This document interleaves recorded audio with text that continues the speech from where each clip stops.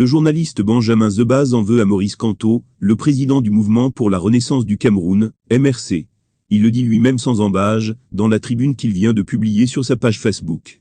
Laquelle tribune est intitulée « Pourquoi j'en veux à Maurice Kamto ?» Dans son développement, le journaliste explique qu'il en veut au président du MRC, parce que ce dernier a boycotté les dernières élections législatives et municipales, ce qui a provoqué une espèce de dérèglement climatique, dans le cerveau de certains militants ou ex-militants du MRC.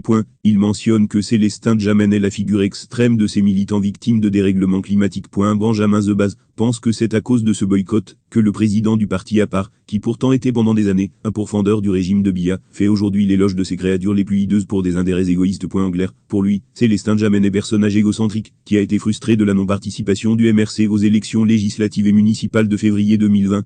Il ajoute également à cette liste Michel Ndoki qui, comme Célestin Djamène, se dresse subtilement désormais contre le mouvement pour la renaissance du Cameroun.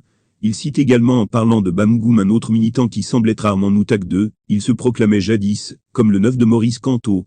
Aujourd'hui, ce militant du MRC multiplie des sorties contre son propre parti. C'est fort de ce constat que Benjamin Zebaz estime, même si cela s'apparente à de l'ironie, que Maurice Kamto doit réparer les dégâts qu'il a causés. Il lui propose par exemple d'organiser une soupe populaire quotidienne, afin de calmer les appels violents de certains tubes digestifs impatients. La rédaction de CamerounWeb.com vous propose ci-dessous l'intégralité de la tribune de Benjamin Zebaz. Pourquoi j'en veux à Maurice Kamto? Oui, j'en veux à Maurice Kamto. Tout au plus sur un point précis, en refusant d'aller aux dernières élections générales, il a provoqué une espèce de dérèglement climatique, dans le cerveau de certains militants ou ex-militants du MRC. Dans cette catégorie, Célestin Djamène est sans contestation possible, la figure extrême. Comment lire, sans avoir beaucoup de peine, ce garçon qui a braillé pendant des années contre Paul Biya faire l'éloge de ces créatures les plus hideuses.